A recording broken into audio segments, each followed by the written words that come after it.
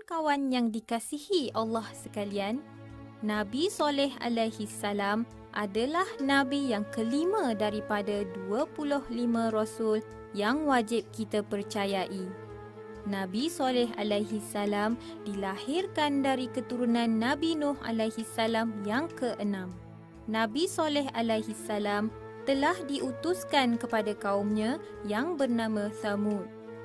Kaum Thamud tinggal di suatu tempat yang bernama Al-Hijr, berdekatan dengan satu wadi yang sangat subur. Apa sahaja yang mereka tanam pasti berhasil. Kawan-kawan nak tahu tak? Selepas kaum Ad dibinasakan oleh Allah, Nabi Hud alaihi salam dan pengikutnya yang beriman berpindah ke Mekah. Maka tinggallah negeri itu menjadi kosong tak berpenghuni, sehinggalah Allah menempatkan sebuah bangsa lain pula di situ, iaitu kaum Thamud. Malah negeri itu juga lebih makmur jika dibandingkan dengan zaman kaum Ad yang telah musnah itu. Kaum Thamud merasa sangat tenteram, sejahtera, bahagia dan aman sekali dari segala bahaya bencana alam. Malangnya, mereka sudah lupa kepada Allah yang Maha Esa. Malahan, kemahiran memahat batu-batu gunung pula digunakan untuk membuat patung-patung yang kaku itu untuk memohon perlindungan dan kebahagiaan hidup. Hari berganti hari, bulan berganti bulan. Begitu juga dengan kaum Thamud. Generasi demi generasi silih berganti. Kehidupan mereka sudah sebati dengan penyembahan berhala. Allah telah mengutuskan Nabi Soleh alaihi salam yang lahir dari kalangan mereka sendiri. Nabi Soleh alaihi salam adalah seorang yang sangat cerdik, tangkas dan cekap dalam menyelesaikan apa juga masalah di kalangan kaumnya. Firman Allah Subhanahu wa taala di dalam surah Hud ayat 61, Wahai kaumku, sembahlah Allah. Sekali-kali tiada Tuhan bagimu selain Dia. Dia telah menciptakan kamu dari bumi, yakni tanah, dan menjadikan kamu pemakmurnya. Kerana itu, mohonlah keampunannya. Kemudian bertaubatlah kepadanya. Sesungguhnya Tuhanku amat dekat lagi memperkenankan doa hambanya. Walau bagaimanapun, Nabi Soleh alaihi salam tidak pernah berputus asa. Baginda tidak jemu-jemu menyeru supaya mereka bertaubat dan kembali menyembah Allah Subhanahu wa taala, yakni Tuhan yang telah menciptakan mereka dan alam sekeliling mereka dengan cukup sempurna. Kawan-kawan sekalian, pada suatu hari, kaum Thamud telah mengumpulkan penduduknya di satu tempat. Nabi Soleh alaihi salam juga turut hadir bersama.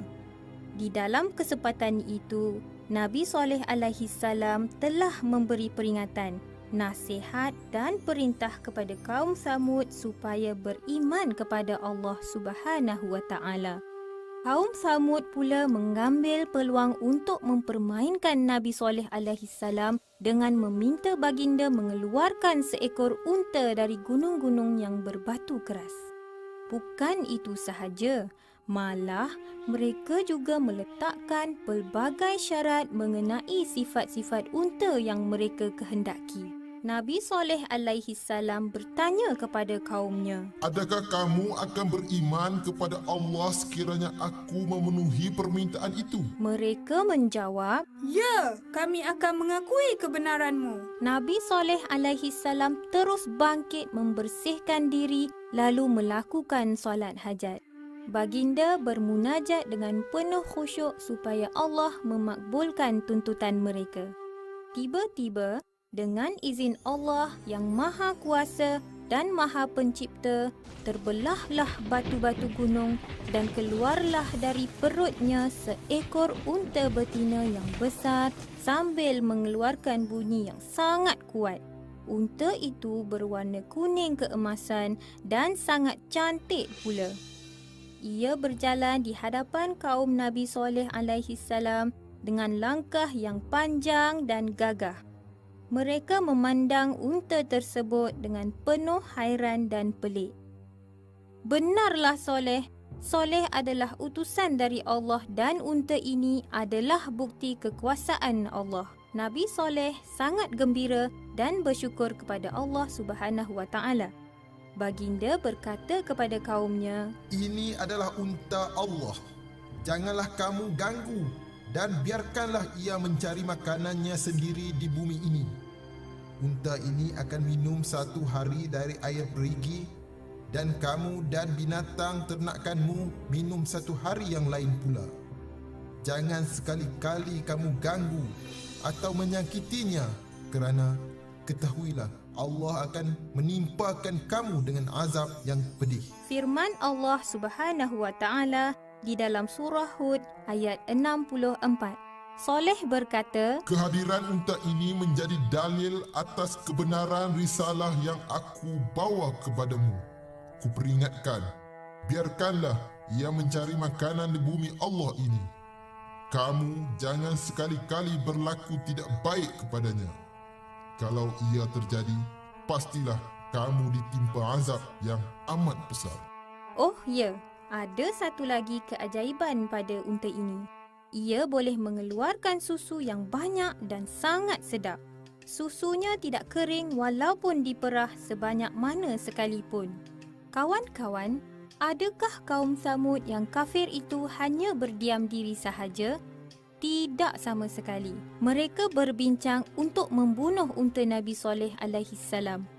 Mereka sangat benci dengan unta Nabi Soleh itu. Rupa-rupanya, rancangan jahat mereka disambut baik oleh golongan musyrikin kaum Samud, lelaki dan perempuan.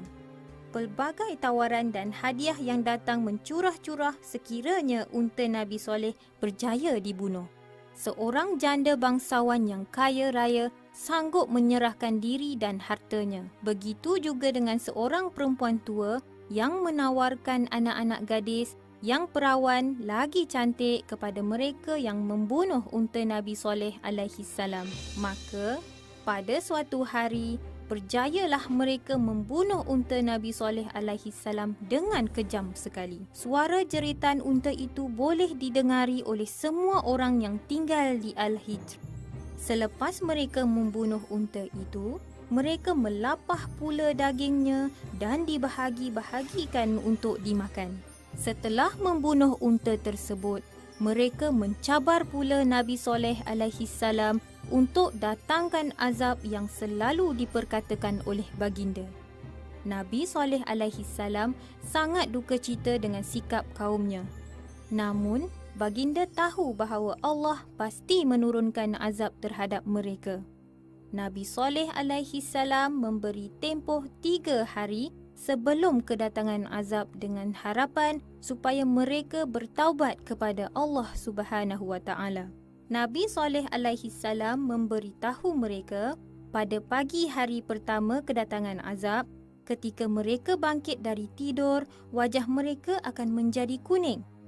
Pada hari kedua pula bertukar menjadi merah.